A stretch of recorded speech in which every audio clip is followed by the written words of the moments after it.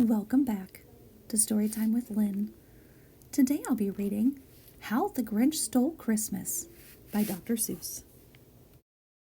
How the Grinch Stole Christmas for Teddy Owens. Every Who down in Whoville liked Christmas a lot. But the Grinch, who lived just north of Whoville, did not. The Grinch hated Christmas, the whole Christmas season. Now please don't ask why. No one quite knows the reason. It could be his head wasn't screwed on just right. It could be perhaps that his shoes were too tight. But I think that the most likely reason of all may have been that his heart was 2 sizes too small.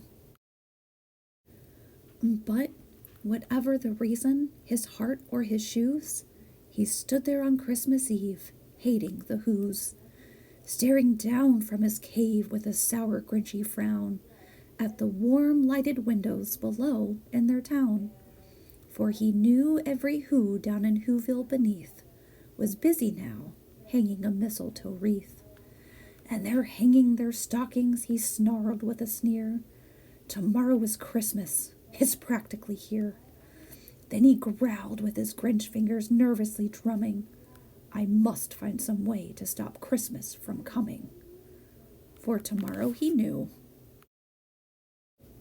All the Who girls and boys would wake bright and early. They'd rush for their toys.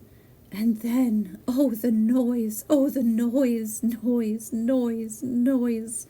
That's one thing he hated. The noise, noise, noise, noise. Then the Whos, young and old, would sit down to a feast. And they'd feast, and they'd feast, and they'd feast, feast, feast, feast. They would feast on Who pudding and rare Who roast beast, which was something the Grinch couldn't stand in the least. And then they'd do something he liked least of all. Every Who down in Whoville, the tall and the small, would stand close together with Christmas bells ringing. They'd stand hand in hand, and the Whos would start singing. They'd sing, and they'd sing, and they'd sing, sing, sing, sing.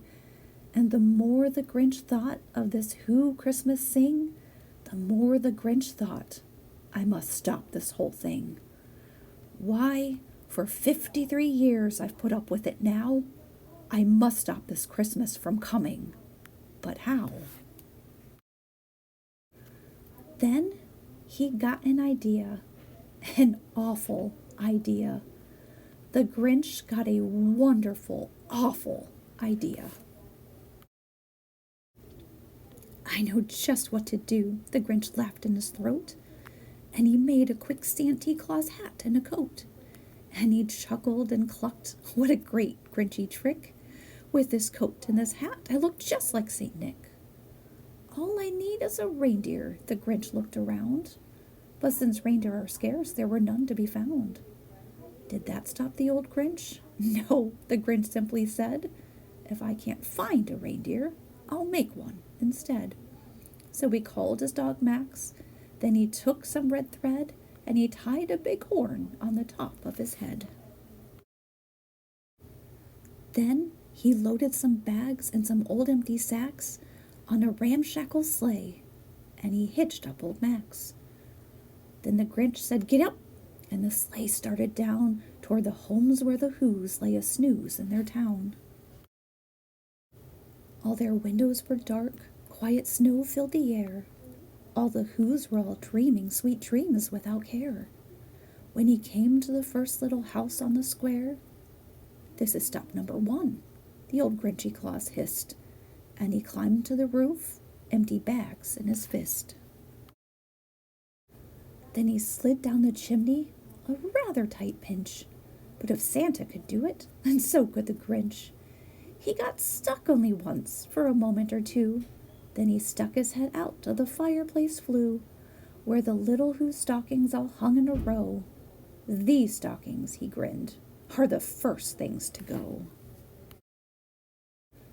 Then he slithered and slunk with a smile most unpleasant around the whole room, and he took every present, pop guns and bicycles, roller skates, drums, checkerboards, tricycles, popcorn, and plums, and he stuffed them in bags. Then the Grinch very nimbly stuffed all the bags one by one up the chimbley.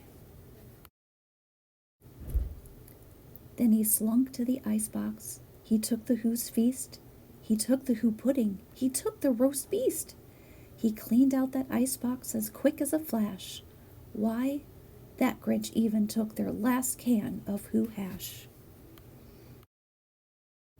Then he stuffed all the food up the chimney with glee.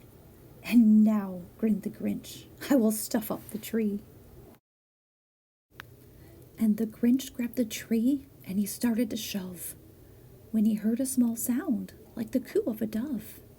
He turned around fast and he saw a small Who. Little Cindy Lou Who was no more than 2. The Grinch had been caught by this tiny Who daughter who'd got out of bed for a cup of cold water. She stared at the Grinch and said, Santa Claus, why? Why are you taking our Christmas tree? Why? But, you know, that old Grinch was so smart and so slick. He thought up a lie, and he thought it up quick. Why, my sweet tot, the fake Santa Claus lied. There's a light on this tree that won't light on one side. So I'm taking it home to my workshop, my dear. I'll fix it up there, then I'll bring it back here. And as Fib fooled the child, then he patted her head, and he got her a drink, and he sent her to bed. And when Cindy Lou Who went to bed with her cup, he went to the chimney and stuffed the tree up.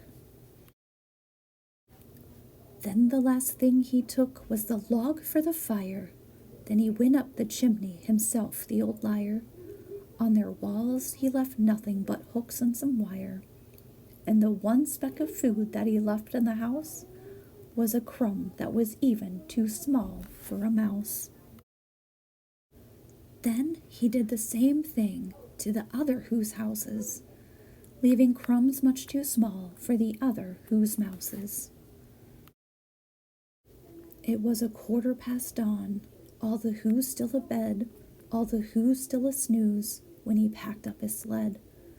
Packed it up with their presents, the ribbons, the wrappings, the tags and the tinsel, the trimmings, the trappings. 3,000 feet up the side of Mount Crumpet, he rode with his load to the tip-top to dump it. Pooh-pooh to the Who's, he was grinchishly humming. They're finding out now that no Christmas is coming. They're just waking up. I know just what they'll do. Their mouths will hang open a minute or two. Then the Who's down in Whoville will all cry, boo-hoo. That's a noise, grinned the Grinch, that I simply must hear. So he paused, and the Grinch put his hand to his ear. And he did hear a sound rising over the snow. It started in low, then it started to grow. But the sound wasn't sad. Why, the sound sounded merry. It couldn't be so, but it was merry, very. He stared down at Whoville. The Grinch popped his eyes. Then he shook. What he saw was a shocking surprise. Every Who down in Whoville, the tall and the small, was singing without any presents at all. He hadn't stopped Christmas from coming. It came. Somehow or other, it came just the same.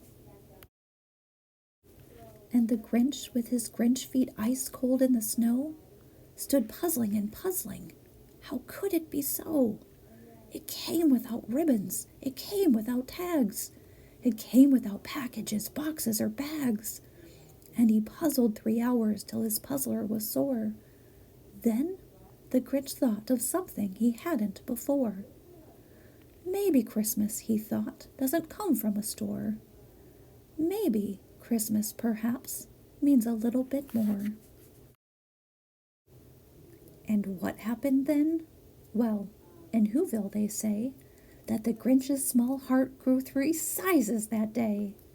And the minute his heart didn't feel quite so tight, he whizzed with his load through the bright morning light, and he brought back the toys and the food for the feast. And he himself, the Grinch, carved the roast beast. Thank you so much for joining me today. Storytime with Lynn, reading the classic tale, How the Grinch Stole Christmas by Dr. Seuss. Merry Christmas.